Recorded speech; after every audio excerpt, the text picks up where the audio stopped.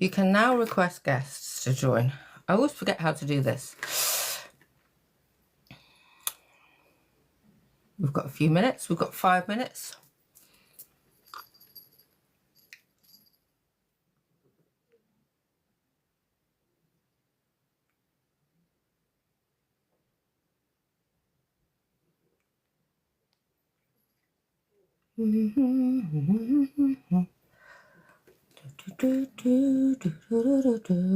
Hi, I can see some people have joined.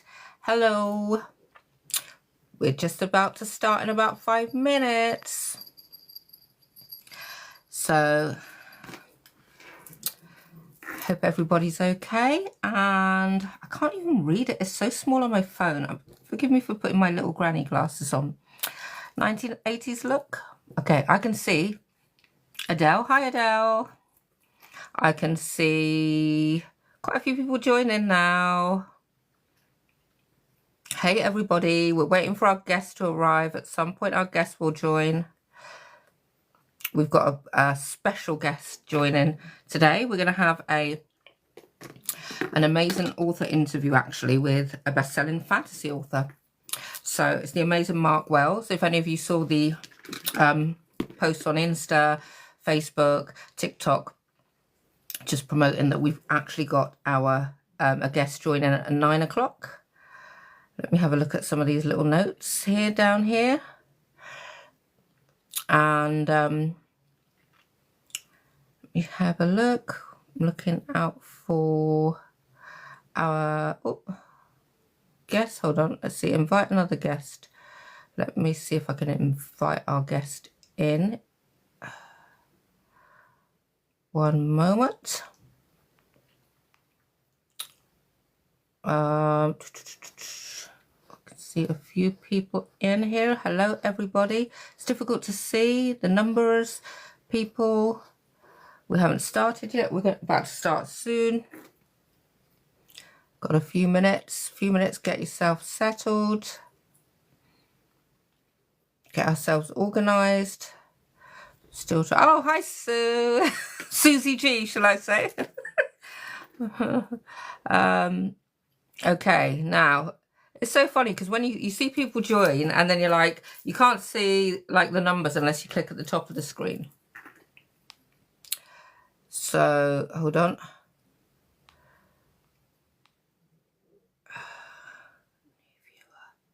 New viewer. Here we go. So let's do the invitation. Oh, God, it's so tiny. I'm having a fat finger moment. Sorry.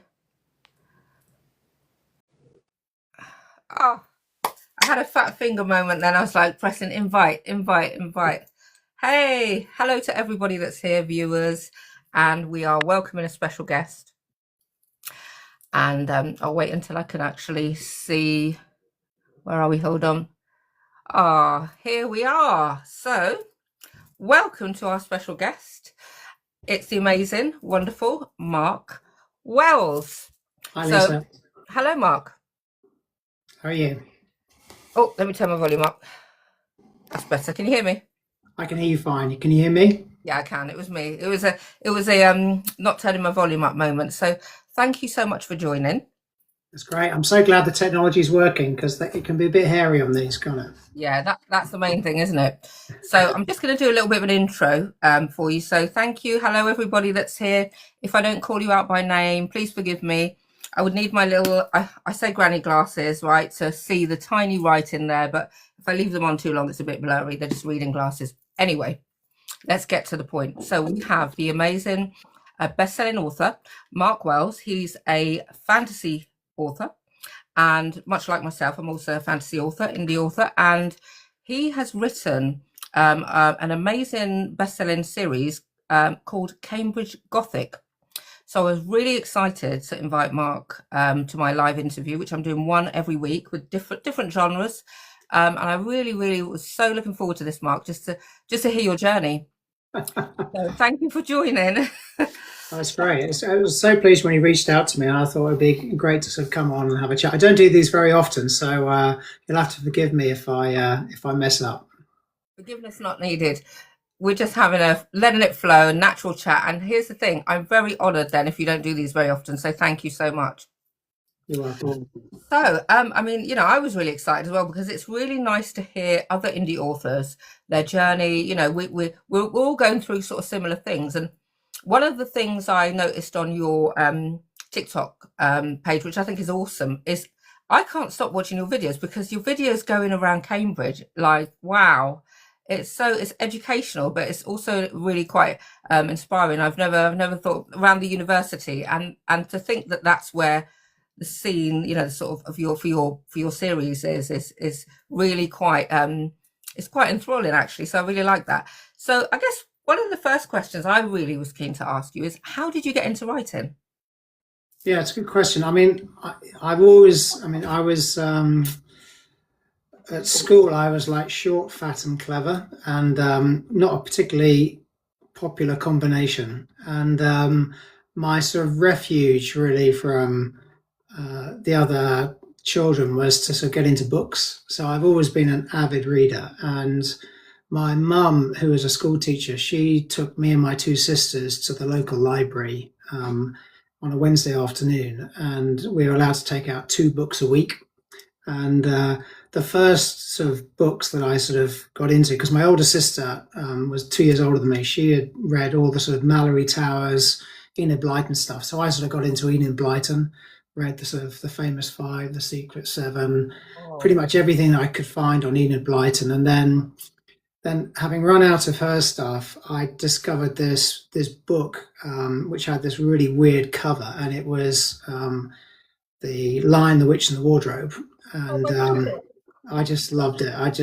It was, I know you've read it too, Lisa, and that moment when Lucy goes into the wardrobe and sort of pushes through these coats, and then she finds she's standing in snow, and there's the clearing and the lamppost, and Mr. Tumnus goes hopping across. And I mean, I was just completely lost in that world of Narnia. And I think after that, I just became a voracious reader, particularly for fantasy or supernatural. And so when I went to secondary school, I was at boarding school, and the boarding house had a library, and there was a lot of pulp fiction in there. So Stephen King, Ed McBain, sort of like crime novels, and I just read anything that was there. I sort of read Dune, the sort of Herbert stuff, the Rats, things like that. Just read anything that they had. I would say it's not the sort of stuff, if I went into my English classes, I probably wouldn't have taken some of the books I was reading into the English class, because they probably would have frowned at it. But I loved that sort of like fantasy, slightly edgy, supernatural type stories. And then I went up to university at Cambridge, and I was reading law because everyone thought I'd make a good lawyer, and they were completely wrong. I was a terrible lawyer. But I spent more time. I probably spent more time in the local independent bookshop in Cambridge is Heffer's, and I spent more time in Heffer's children's bookshop than I did in the law library. And so yeah, I think that's really what inspired me to write. I was walking through the college courts one afternoon after some fairly heavy lectures, and I looked up at the college chapel, and there are these amazing gargoyles sticking out the side of the college chapel. And I just had this idea then, what if those gargoyles were real? And that sort of thought stayed with me for 30 years. And then after 30 years, I sort of took a break from work and went back to Cambridge to have a look around there, because I had this idea for writing something. And when I got back to Cambridge, I walked through that same court, looked up at the gargoyles, and I remembered that idea. Yeah. And that's what got me back into writing. I actually got a job at my old college at that point, and worked there for a few years. But while I was working there, I sort of did my research, really. And so when I left that job, I sat down and I wrote the book, and that was the first thing I got published, really. I'd entered a few sort of short story competitions and got a few things published with Games Workshop, who sort of do the Warhammer sort of fantasy battle world. But the first book I got published was the one that I wrote set in that court in that Cambridge College. Which is the first book of Cambridge Gothic, is that right? Yeah, that's right. So College of Shadows that was my debut novel. And I mean, you asked me about my author journey, and Yeah. I just, like a lot of people, I didn't know what I was doing.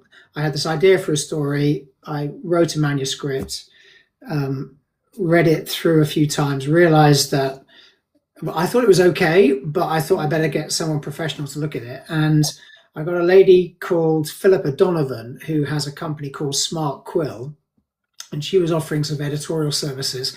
And there's a lot of sharks out there, and I was dead lucky because Philippa is just lovely, and she's fantastic and super talented. And she read it and was very nice, but basically told me I had to rewrite quite a lot of it, which I did. And I sort of knocked it into shape for her. And then I took it around a whole bunch of literary agents, and it's the classic sort of 20 plus literary agents, and no one was particularly interested. I had two who were sort of sniffing at it, but one wanted me to turn it into sort of Harry Potter light, and the other wanted me to sort of take it down the sort of the Saltburn, sex and drugs and sort of decadence. I didn't, and that really wasn't, neither of those was really what I wanted to do. So, and then by accident, I bumped into a lady called Catherine Matthews, who was at a dinner party, not a dinner party, it's like a drinks do at a friend of ours around the corner at Christmas. And she worked for Mark Dawson and James Blatch, who run the sort of the self-publishing formula, or in those days ran the self-publishing formula podcast. And Catherine said, well, I know some guys who self-publish, and they teach you how to do it. Why don't you get it self-published? And this was back in 2018. So I did the course with Mark Dawson and James, and just followed their formula and published it. And College of Shadows became a fantasy bestseller on Amazon. And then it was a bit of a sort of like, it caught me flat-footed. I wasn't ready for that at all, and didn't really know what to do next. And I'd left a loose end at the end of the book. It was, I put in an epilogue at the back of the book, which was just a sort of like a flight of fancy almost. I just thought, I wonder what if this happened then. And I just left that epilogue at the back of the book. And when I went through the editorial process with Philippa, edited it again, and I got a copywriter to edit it, and then a proofreader to edit it, all of whom I still work with. And no one took it out. They left it in. So I thought, well, it must be okay. And I sort of, when I published it, it had this epilogue in, which I'm afraid, the story finishes at the end of book one, but there is a sort of like a loose end in the epilogue. Like a cliffhanger, or when you say loose end, it's almost like, it's almost like, I don't want to say it's a cliffhanger, because actually the story is very satisfying at the end of book one, but the epilogue just hints at there might be something else that happens afterwards to one of the characters. And of course, what I didn't realize was going to happen was that it was going to be such a big success, and also that everybody wanted to know what happened next, and I hadn't really worked it out. So it took me about it was just so naive, and it took me about a year to work out what happened next, and then I wrote the sequel, which was Gate of Shadows, and Gate of Shadow. So book one, College of Shadows. Two freshers go up to Cambridge, and Nick and Annabelle, one's from a state school, one's from a grammar school. They go up to Cambridge, and they discover something dark and mysterious is happening in their college. And they're sort of the two lead characters of book one. It happens in that freshers week, when people go out to college for the first time.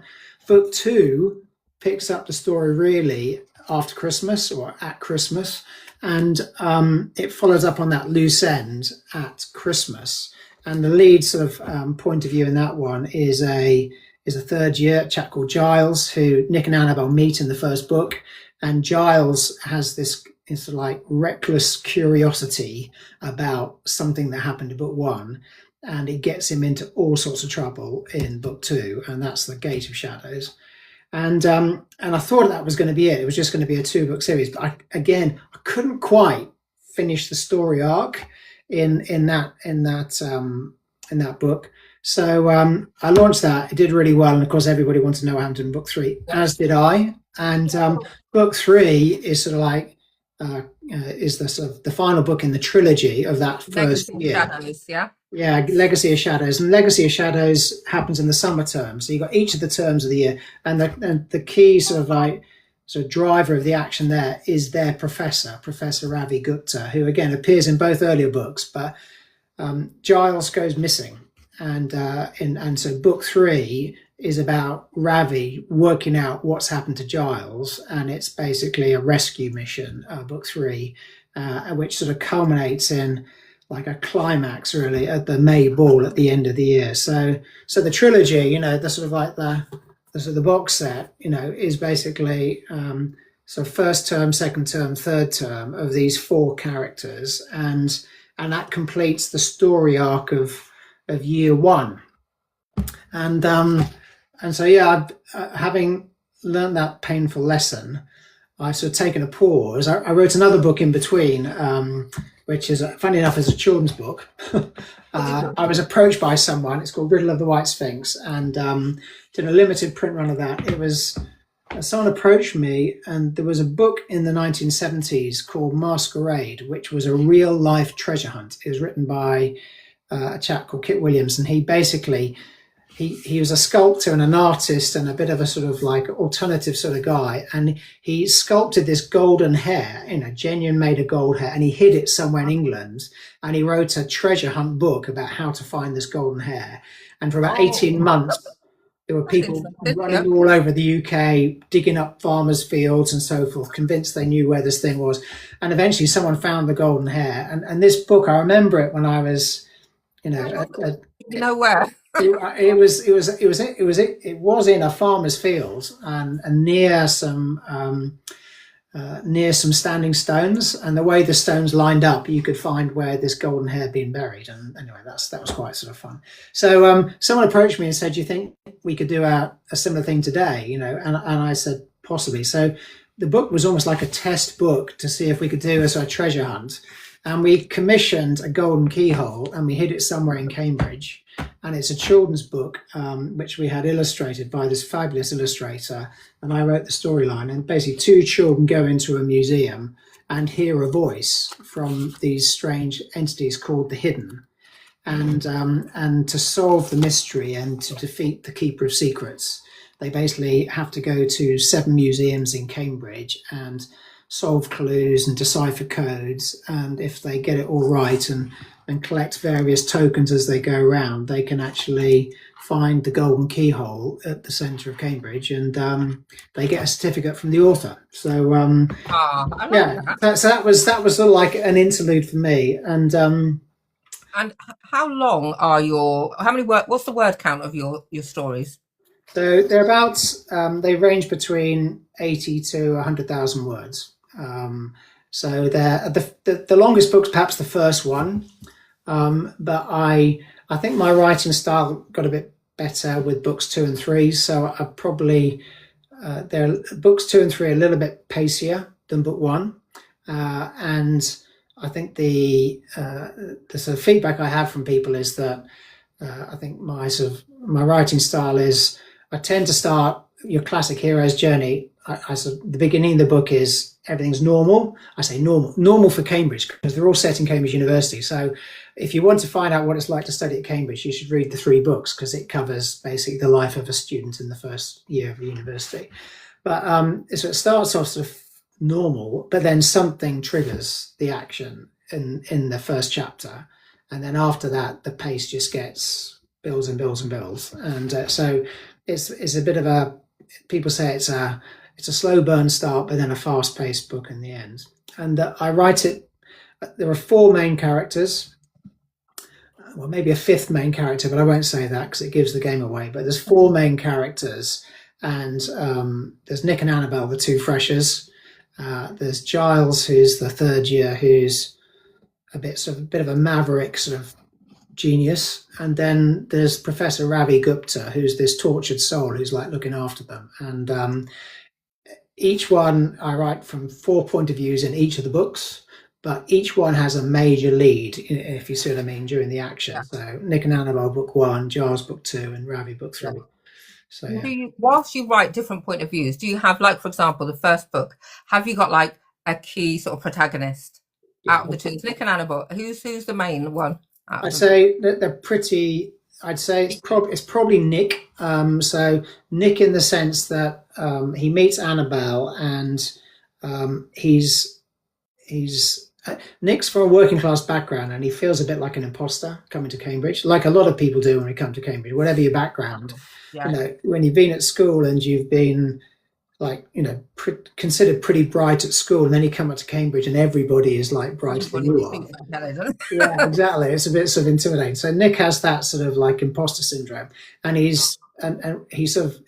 latches onto Annabelle, who's seems to be taking Cambridge in her stride, and so to some extent, she's more dynamic than him, and he sort of follows her. But to some extent, he's reacting to her, and I think I probably wrote the first book more with Nick in mind than Annabelle. But if I'm honest, I really got into the Annabelle character because their relationship becomes an important one throughout the 3 books.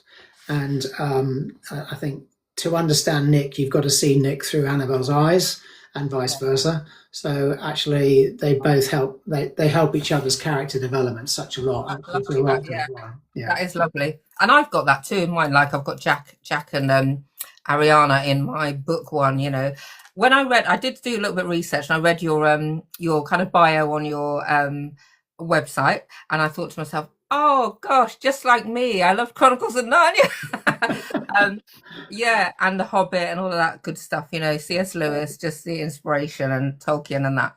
And I was thinking, I was reading up a little bit about your books, and you know, the 3. Is that now a complete series, the 3, or will there be a book 4? I think that is a complete series. I think you could read that, and it's the massive story arc I was trying to complete has been completed, so that's great. I think I have plotted out another 3-book series for those characters, but I've also plotted out, and the one I'm probably going to work on next is a slight offshoot from that. I'm going to take one of those characters, and I think I'm going to write a 3-book story involving him, simply because he gets involved with another minor character from the first series called Jane, who everybody loved, and so I thought it'd be a real shame.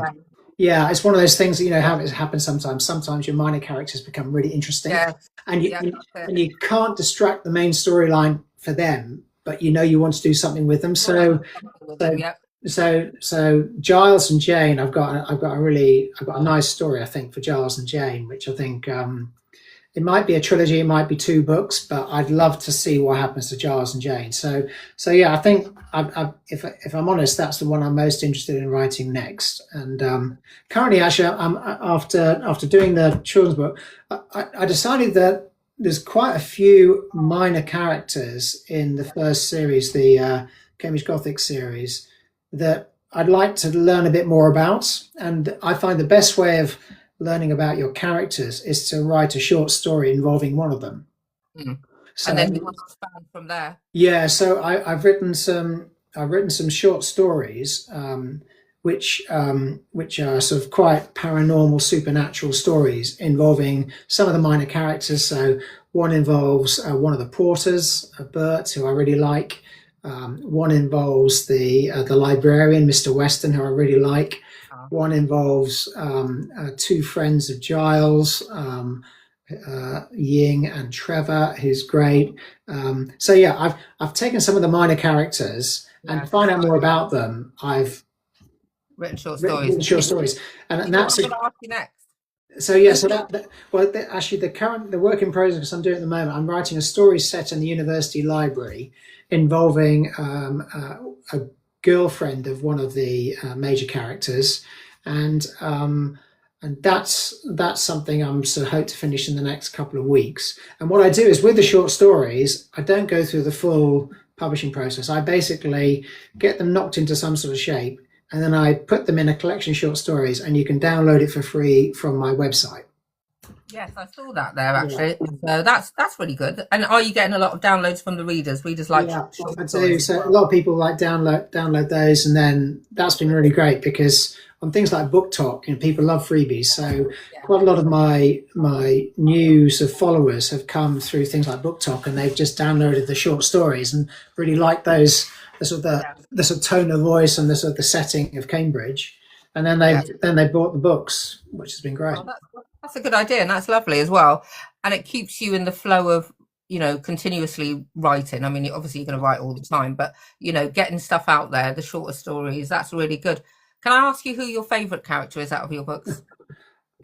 It's so difficult to know because um, I I really empathise with Nick because I really struggled with imposter syndrome at Cambridge, and so I sort of really empathise with him. He's much more, he's a much nicer bloke than I was, I think, but I like him. But Annabelle, because Annabelle's what I like about Annabelle's story is that I mean, lots of bad things happen to Annabelle, both before she comes to Cambridge and at Cambridge, and she feels. I think she's got this sort of Jonah complex. She feels that everybody she gets close to gets hurt, and because of that, I feel really guilty with Annabelle because I keep on putting her in terrible situations. so, and I'm sure you're not doing it on purpose.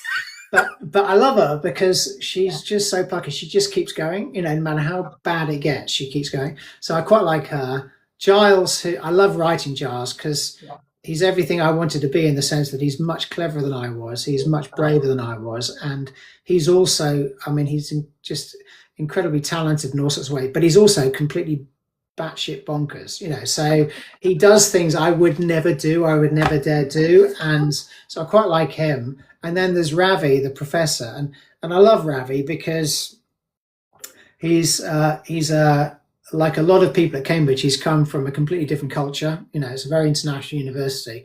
He's come from a small place in India. He came up to Cambridge many years ago, and basically a long way from home. The college almost became his home, and Oh, he's almost like he regards the students as his surrogate family.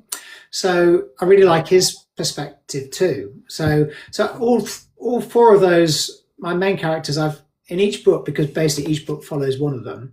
Um, yeah, all of them I'm really close to. But the other big character I love is Cambridge because I'd say one of the enduring characters of the book is the university itself. The college and the university that the students are at because you've it's done hard perfect. sometimes Got to know. perfect as Yeah, well. I mean, I do describe Cambridge very accurately, but Cambridge is so bizarre. Like, one of the characters, Giles, he's a night climber. So there's a hobby at Cambridge of climbing over college buildings at night and leaving mementos on top of statues and things like that. And, it's sort of like sounds a bit bizarre, but it goes on to this day. And if you go to Cambridge at Christmas, you'll see Santa hats on gargoyles, 200 feet above the college, and someone has climbed that college building at night and left a Santa hat on there. So the sort of the antics of Cambridge University is almost something that I make sure I cover in Yeah, the storyline, and so I quite like, you'll find me wandering the streets looking for anecdotes and weird things that go on at Cambridge and yeah. include those somewhere in the story. I think that's lovely. And the videos absolutely sort of really give you the flavour of Cambridge. I've never actually, well, I think I went to Cambridge once a long time ago, but I've never been around the university. So I actually want to go Yeah, because it's of your very videos. fun. I do. Well, when you Really come, good. Lisa, let me know when you come, and then what I'll do is I'll give you a Yeah, tour, and we'll have a walk around the college, and I'll show you the for different sure. places that it took place in. Yeah. For sure. That'd be amazing. And who does the maps? Do you draw them yourself or have you? So I've over the years I've spotted people who've done like three-dimensional style maps of Cambridge, and I've contacted them and said I'm thinking of writing some books. If I ever did, could I use your maps? And so I just give a. So they said that's fine. They're very happy to have them used. So the maps have all been done by local artists, and so I've got a map of the college where most of the action takes place. I've got a map of the river where a lot of the action takes place, and I've also Google Maps did a street view walkthrough of the college, at one point, and so you can actually walk through the College of Shadows yourself as a reader. If you just go to my website, you can. There's a link there that takes you through to. Yeah, and you can actually see the old light. You can actually walk inside the old library. You can walk inside, various courts in the college where action takes place. And so yeah, if you wanted to see what Nick and Annabelle and Giles and Ravi actually see in a scene, you can actually go to those scenes on the website. Oh, that's amazing. Amazing. So I'll have to check that out for sure. So hopefully everybody here's heard that. They're going to rush to your website, have a look around, have a tour of Cambridge. So have you got a particular way of writing? I heard you talk about plot in your books. Are you a pantser at all, or are you completely plot from start to finish, outline completely?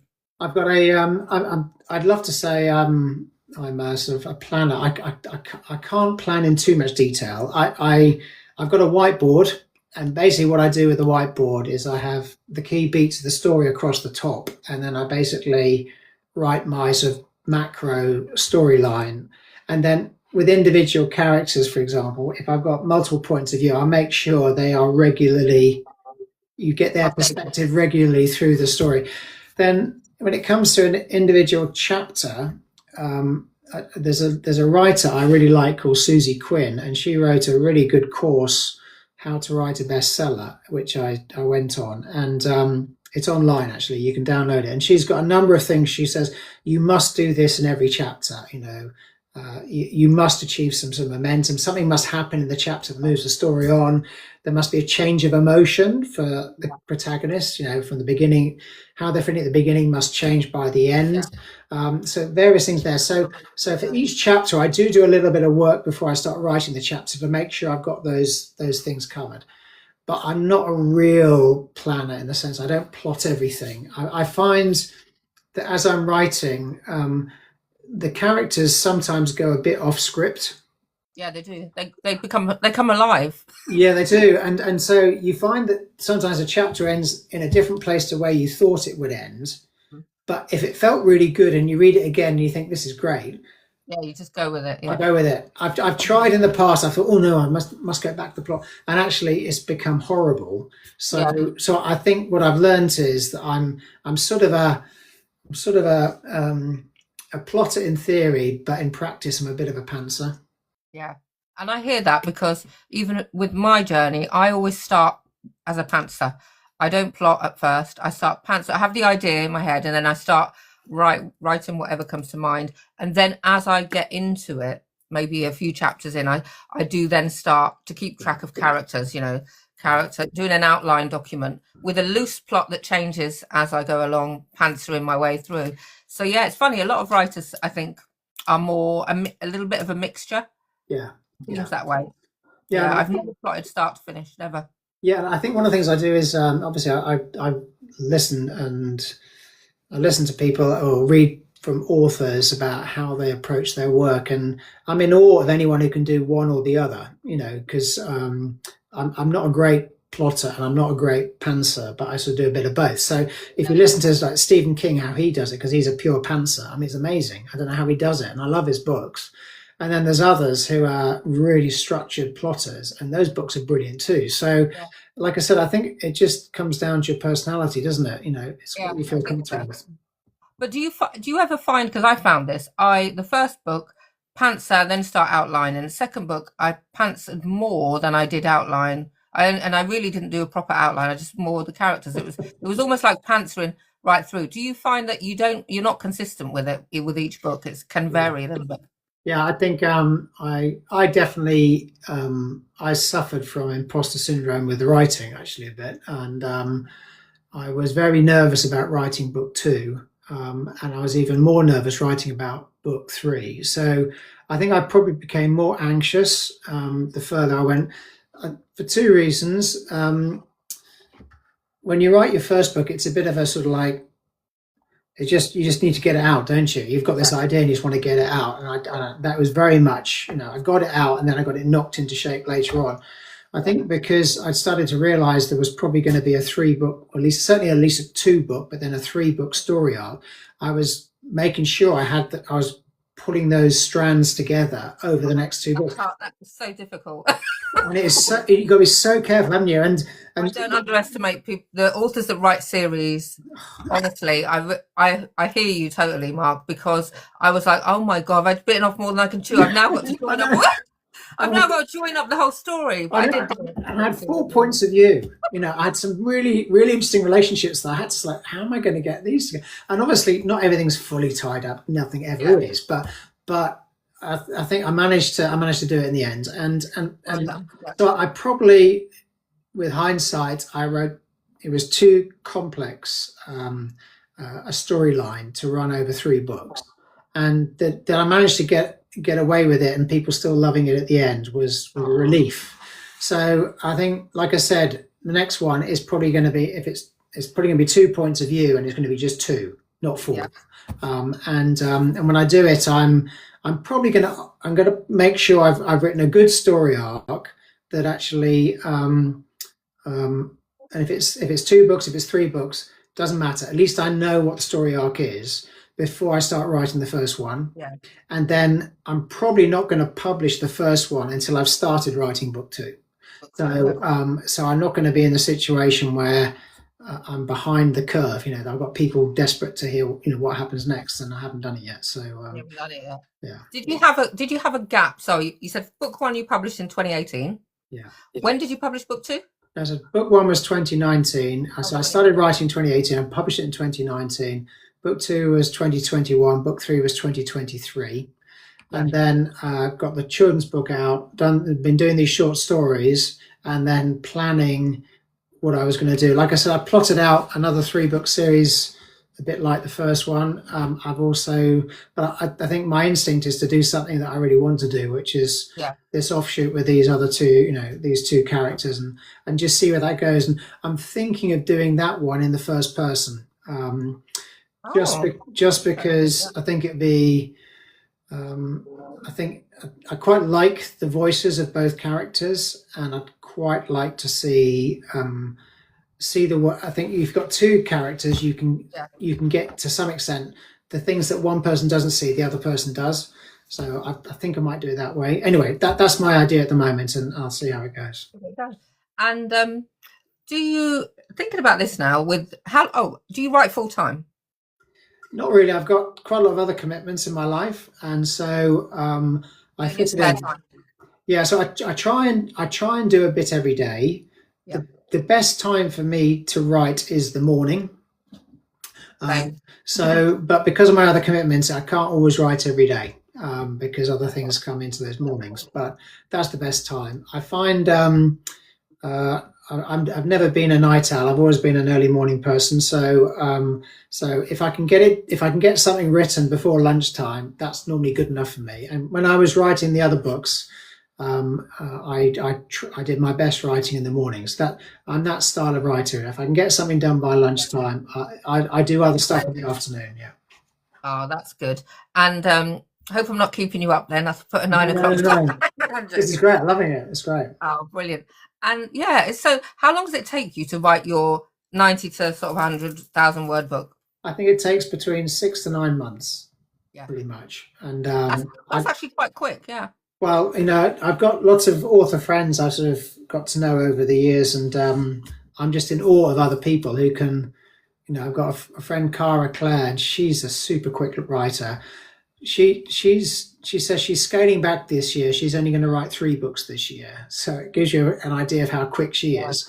And I've got others who are super fast. So I'm just not able to do that.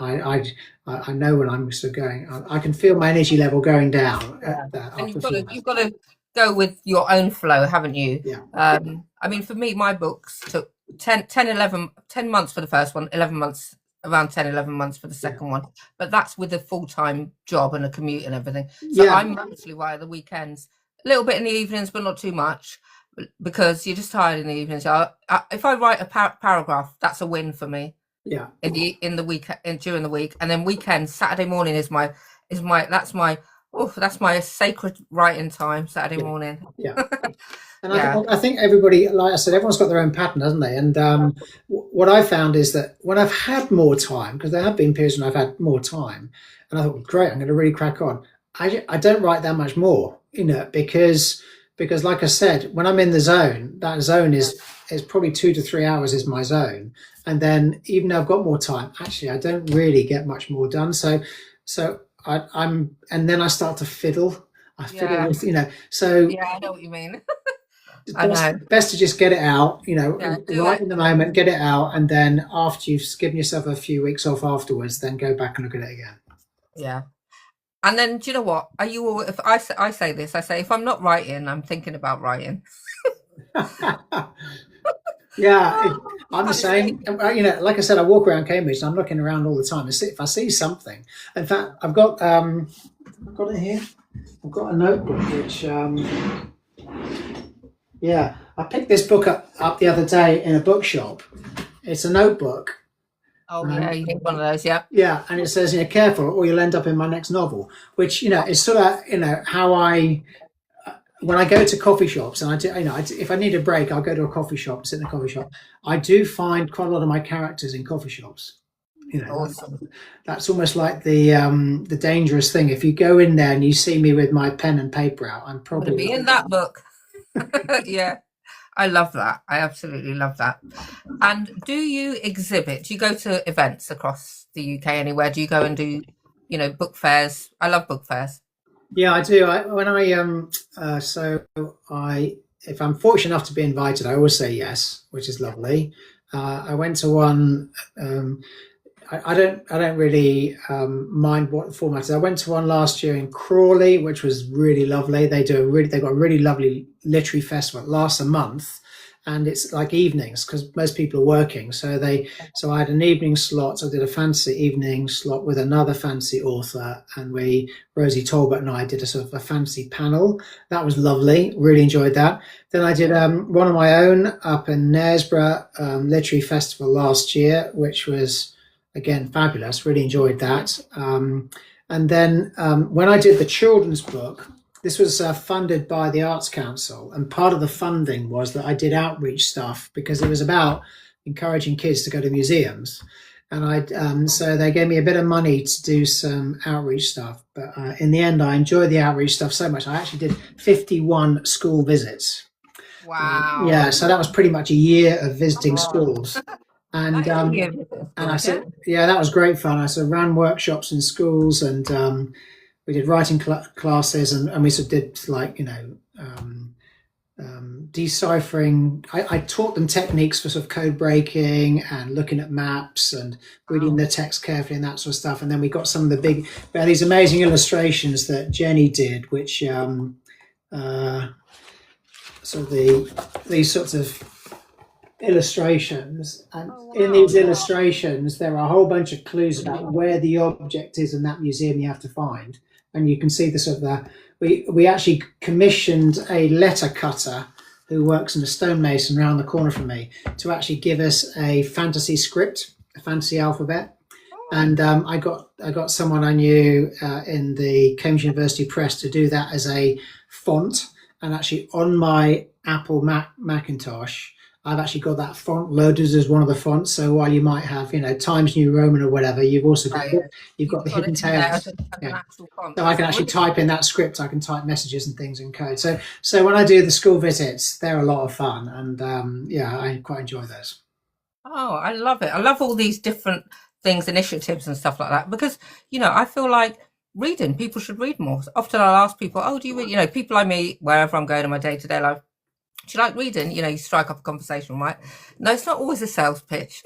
Here's my card. No, I'm but but it's a great I, conversation. I love seeing someone who's reading a book, and I always go up to them and say, "So, what are you reading?" Or if you see someone in a bookshop, you're standing in the queue and say, "What have you bought?" And most people are just, if it's their hobby, everyone's happy talking about their hobby, aren't they? And one of the things I found with the schools, it was interesting. The treasure hunt book was really interesting with the schools because everybody knows that for various reasons, boys do less reading than girls, particularly at primary school level. yeah, And one of the things that the feedback I had about the treasure hunt book, The Hidden Tales, was that they were really surprised at which schools got into the story, and in particular, which children in the schools got into the story. What we found was the most avid readers of the story were actually boys. And the reason was that there was an opportunity for them to take the book and go on a real live treasure hunt and find some treasure. And the concept of taking the book to go on a treasure hunt is really excited the boys. And so in the end, I think we've had 52 children have solved the mystery and had a certificate from me. And it's that's a success. And it's pretty much even 50-50 boys, which, as the teachers said, wasn't what they're expecting, but it was a real surprise. And one of the other people I write for, I do write a little bit now and again for Games Workshop. I do short stories now and again for Games Workshop. So Games Workshop, they've got this game for teenagers and older, which is basically toy soldiers. You play battles with toy soldiers, fancy toy soldiers on a tabletop. And I've seen things like that. Yeah. And what you'll find is people like Dungeons and Dragons and things like Lord of the Rings and sort of anything to do with fantasy, sort of soldiers and battles. There's a very high proportion of people who actually play those are men, and therefore the fiction that's written around those worlds, the majority of readers are male, and it's pretty much the only genre where the majority of readers are male, and so. One of the things that I'm a big advocate of is trying to encourage boys to read. Yeah. And so on Book Talk, what I love about Book Talk, you're starting to see more and more people on Book Talk who are male readers. And I've really noticed that, you'll see that actually there's quite a lot of other men who love reading and sort of closet readers are now sort of like coming out of the closet and admitting they read, which is fantastic. But be proud, read and be proud. Yeah, and this year is interesting because this year is the year of the book, isn't it? So it's like National Reading Year or whatever it is. So I'm thinking of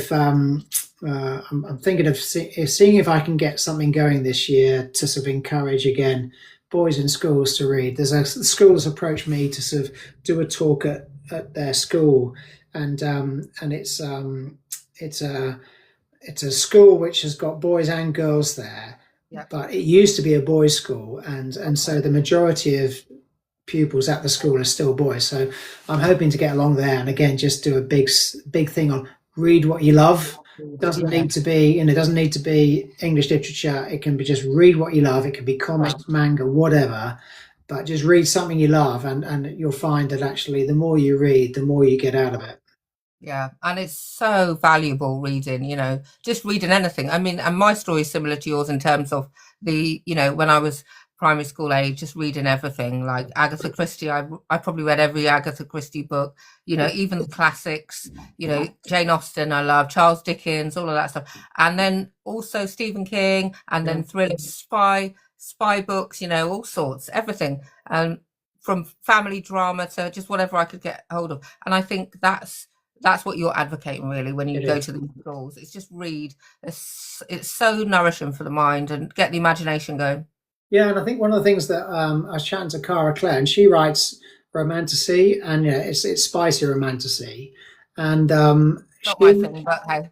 yeah, and I've tried reading her stuff, and I don't understand much of it, but anyway, one of the lovely things that Cara said is that she feels so liberated being able to write that stuff, and she's got so many avid sort of followers of her stuff.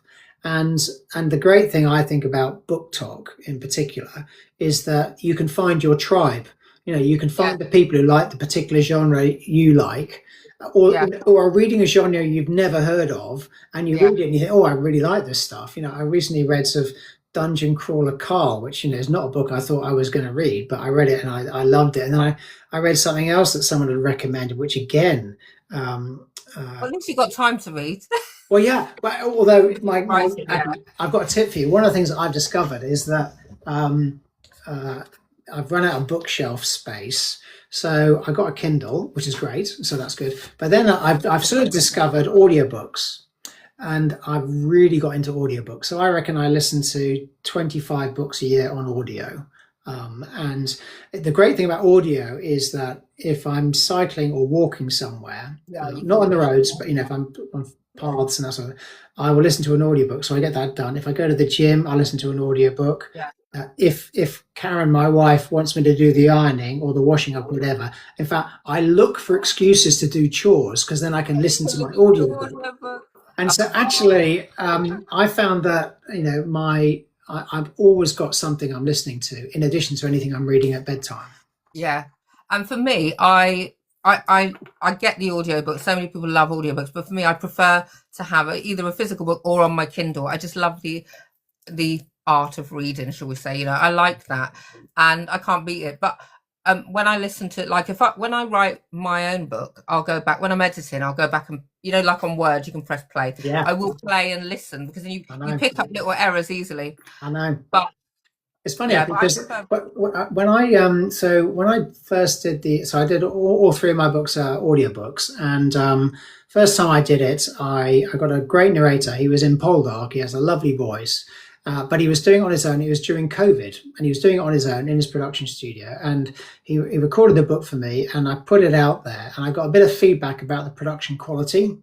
Yeah. So when I finished book two, I had to decide if I was going to use him again, and I decided I wasn't. I was going to put the book through a production company called Chatterbox Audio, and they're lovely, really great guys, and they've got a fantastic portfolio of narrators. And I decided, therefore, to change narrator and therefore to re-record book one, because you know what it's like if you've got a narrator with a series. If you like the narrator, you don't want him to change. So I decided to bite the bullet with book two and actually get a new narrator to do book one and book two, and then he did book three. And Kieran Sword, he's called. Kieran did my three books, and he's just won the Talkies Award at the latest award ceremony. So he's a fantastic narrator. Never heard of that. Yeah, it's brilliant. And so or Speakeasy, I think it's called anyway. So he was at the Speakeasy Award ceremony, and he was one of the winners of that. Anyway, when he narrated my first two books, I heard so much about my characters from him that I hadn't really. I mean, the way he interpreted my characters brought a whole new dimension to those characters, and the way that I heard him engage with those characters. And one of the reasons I needed someone like Kieran was that because it's set in Cambridge, I have a lot of different accents. Yeah. You've got people from all over the country, all over the world, involved in Cambridge. So actually, I needed someone who was really good at accents, and his accents are just fantastic. So again, hearing the voices of some of my characters that I sort of had a vague understanding that, someone from Switzerland might have a slightly different accent. His interpretation of that Swiss accent was just brilliant. And sounds like I love it. Yeah, no, it's good. It's good listening to that stuff. I think I've always been under the impression that actually, and for any aspiring writers here, that it's quite, because there is a cost element when you're self-publishing, of course. And I've always been under the impression that audio, to get a narrator, is actually quite expensive. When I've been at book fairs, I've often been handed cards by narrators, and I could go and research how much it costs, but I have never bothered to do that. So to be fair, I did put book one on Google Play Book, but it's a robotic voice that Google plays, but so I don't think it's that great. Whether anybody's actually listened to it, I don't know. Maybe I think a few people have here and there, but and downloaded it. But I don't think the voice is quality. I think an actual narrator is better, but I think there's probably cost implications there as well. There is. So there's various AI programs that are getting really good now. But my personal view is that I still want to use a human voice, and I prefer human voice. That's just a personal thing. If I'm honest, it would probably be commercially more sensible for me to use an AI voice. But I don't know. Both my audiobooks have paid back, so it is more expensive. There is an upfront cost, but I have got all that money back, and they do make then a very good profit every time. Once you've recovered your costs, they're great. And I just really loved working with Chatterbox and Kieran, and Chatterbox are very good. I mean, the reason it costs quite a lot up front is because they have a director, they have an editor, and they have an audio editor as well. They read the book, they prep the book, they sort of work on how it's going to be, the pacing and so forth, the chapters. Then they brief your narrator for you, and then they record it all. It takes about a week to record it, and he's in the studio for a week recording it. Quick, actually. It's when that came back, I mean, it was just top notch. I mean, they do send you a little bit of the first reading, so let's say the first chapter, so you can get a sense of how it's going. And also they'll send you words they're not sure how to pronounce. So they'll send you a list of words they're unsure about, and you have to give them a list of words that you think might cause some difficulty. And you have to record them yourself to say, no, this is how you say that word. And then, for example, there was a college grace. So one of the characters reads the college grace in Latin, and they asked me to narrate it in Latin so that Kieran could hear it in Latin, so that he could then reproduce it in Latin and that sort of stuff. So they all the preparation up front is great. So then when they record it, like I say, it's a week recording, and then bang, it comes out, and it is. I had almost no edits whatsoever to that recording. That's fantastic. I'll remember them. Yeah, they're nice people. I'll make note of them. That sounds amazing.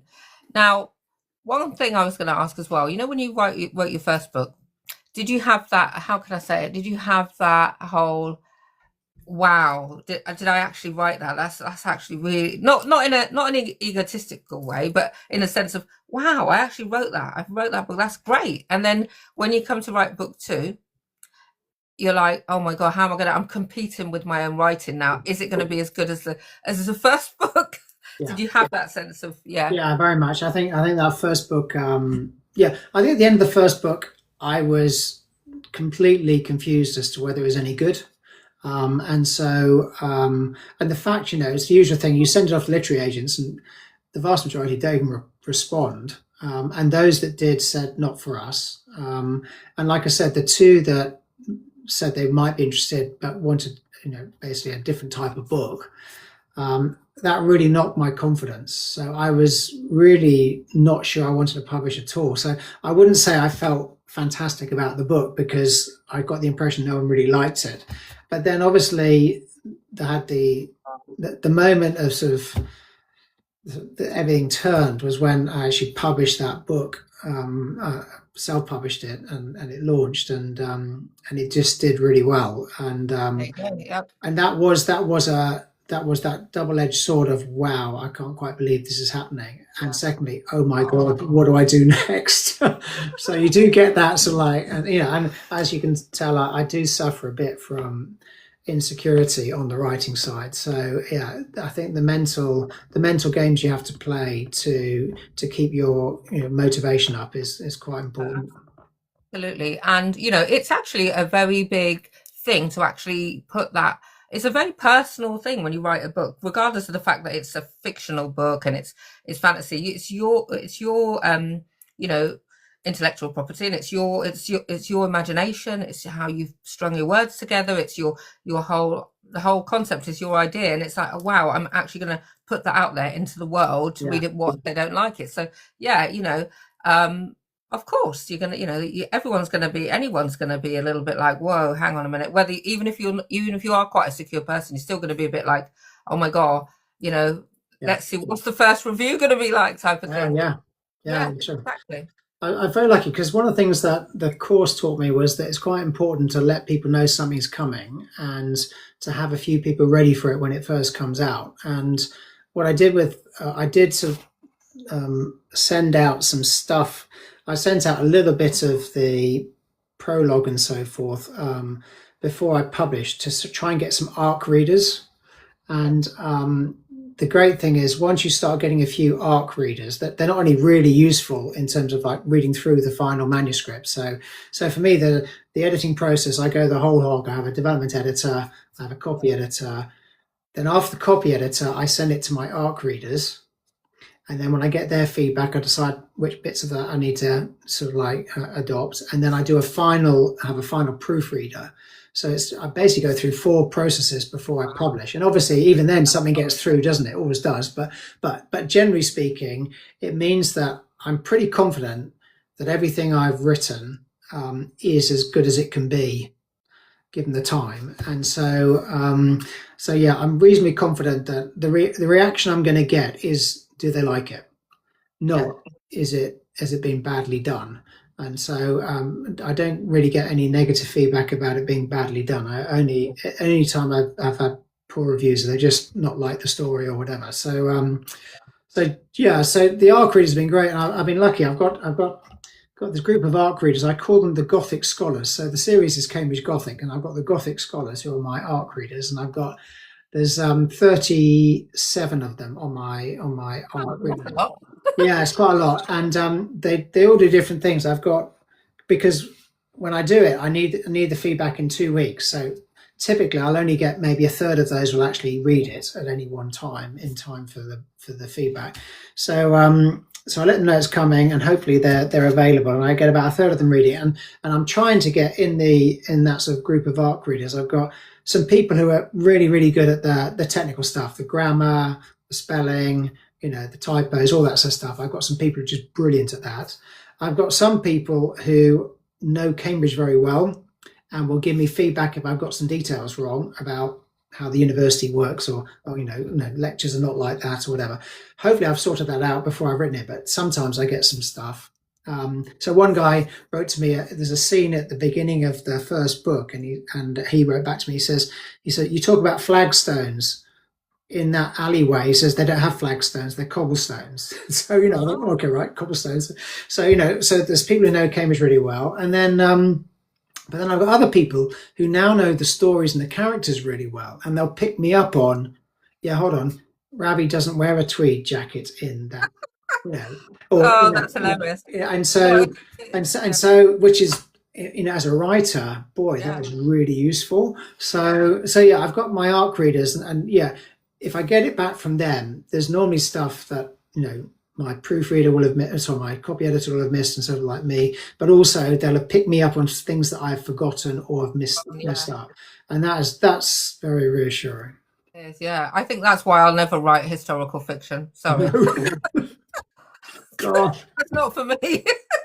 I've got a friend that's writing a historical fiction. Actually, she's been writing it quite a good number of years, and she's getting there now. But so much research. Oh my gosh, I don't know how they do it. How do they do it? I don't know. It's like doing a PhD, isn't it? It is, yeah. Wow, I have no idea, but not for me, no. I'd rather get it out within a year, please. But no, I mean, I'm really impressed with the way you've really taken this really, I say seriously, but in the sense of you've done all these things. You're really well versed in the whole kind of, from writing to editing to proofreading to publishing to getting yourself out there at schools as well, which is brilliant. I'm a big advocate for that, because people need to read more. I think get off the phone scrolling. Sorry if there's scrollers here, we all do it, but less time scrolling, more time reading and writing. And all of these amazing initiatives and things that you're doing, and then your website, and you just got it all you're just really polished at what you're doing. So I think that's amazing. So keep doing what you're doing, and you've got your I know we're wrapping up, but so just to recap, your current work in progress is your short stories. Think about, yeah. And if you want to see how I'm getting on with those, have a look at my website. So we'll put a link maybe on the website. It says marknwells.com, Nicholas in the middle, marknwells.com. And if you click on there, it just says sign up for my newsletter, or sign up for short stories, I think it says, and then I'll put you on my mailing list, and I'll send you the short stories. And I think I've written, like I said, 6 so far, and you also get the prologue to book 1 as well in there, so you get a chance to see what read your prologue. yeah so you get a chance to read that, so yeah, so hopefully that will give you a flavour of what Cambridge Gothic's about. Yeah. And then you got book 1 is, just to recap, and you might want to flash your covers again. So you got book 1 is College of Shadows. College of Shadows. That's the one with the Bridge of Sighs. That's actually in the college. That bridge is in the college at Cambridge. Then book 2 is Gate of Shadows. Shadows, yeah. And that's in front of the Eagle Gate of that college. And then book 3 is Legacy of Shadows.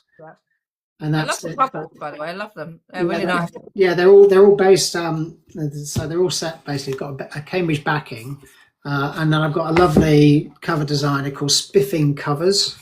They're lovely, Ah, three lovely guys, and they used to work for one of the London publishing houses, but then they up sticks and moved out to East Anglia, and they've got run a little studio in East Anglia, and they've been fantastic actually. oh, that's amazing. That is amazing.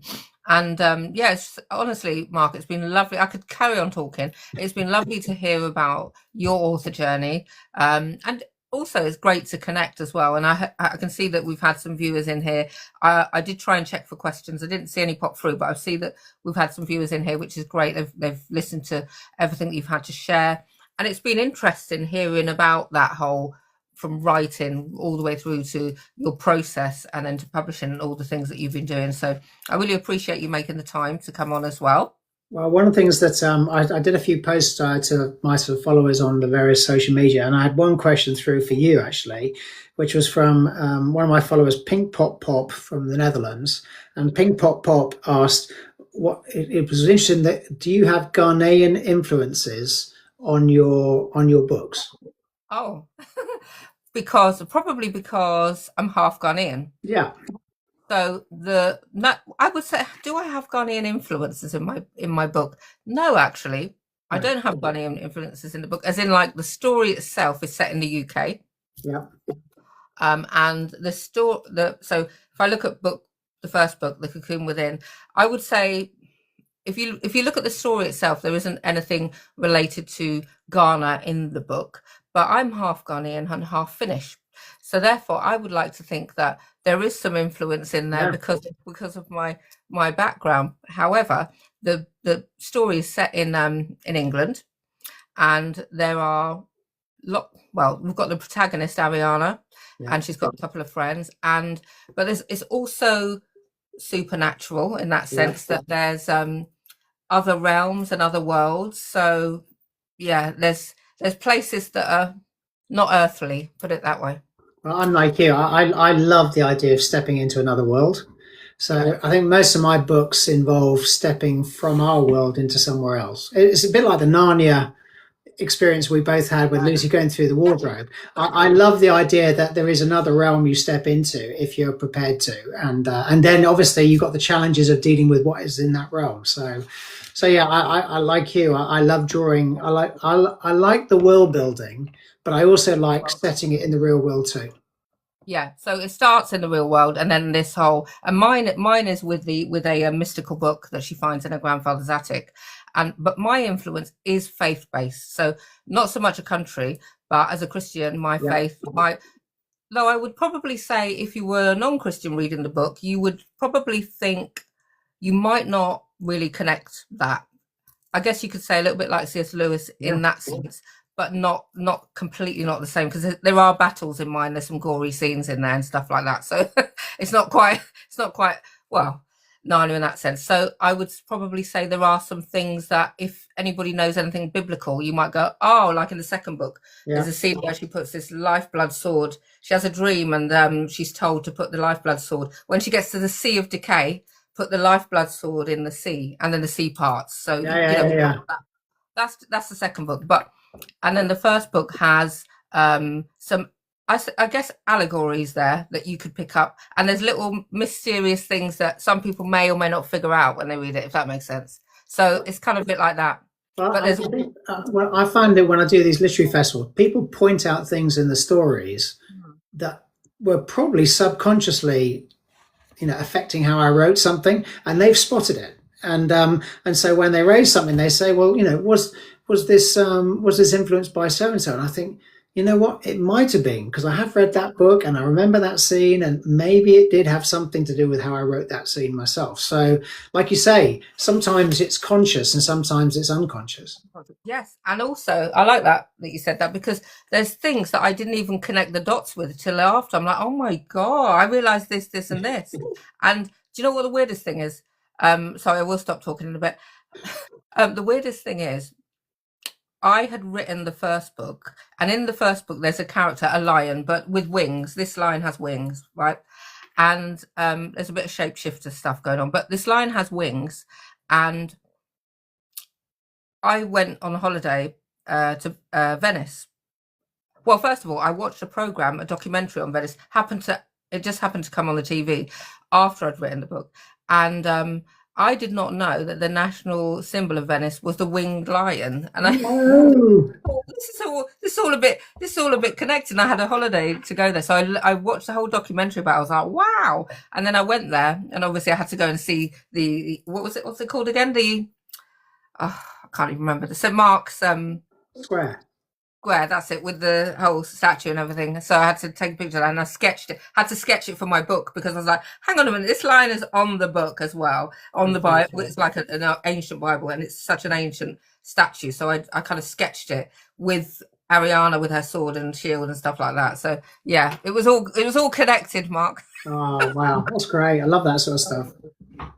I know, I love it. So just to wrap up, thank you, guests, for staying. Please do check out Mark's wonderful books. He's got his 3-book series there, Cambridge Gothic, so fascinating. I know I'm going to continue reading because I've downloaded the sample. I started reading it this evening. I read the actual prologue, so I'm going to carry on through. So check out his books, please, on his website. Have a look, check out his TikTok. I don't know if you've got TikTok shop, but check out his TikTok videos, all about showing his walk through Cambridge. And yeah, check out his books, available on the somewhere where we know that will be available, that I'm not allowed to say on here, I think, but yeah. So thank you so much, Mark. You're welcome. And like I said, Lisa, next time if you head to Cambridge Rail, if any of your readers come to Cambridge, just get in touch with me through the website. And I always, when people come and want their books signed, I always meet them in college, and we go for a walk around the college and then have coffee together. So very happy to show you around. That is lovely. That's really, really nice. Thank you so much. And I would love to come and see you in Cambridge and have a walk around because it looks amazing. Thank you for joining. And it was lovely to hear about all your journey. I wish you all the best with your work in progress. And yeah, well, it's nice that we're staying connected. Yeah, we will do. Thanks, Lisa. Take care. Bye. Bye, everybody. Bye. Thanks for joining. Now I've got to figure out how I get out. I do this every time. Hang on a minute.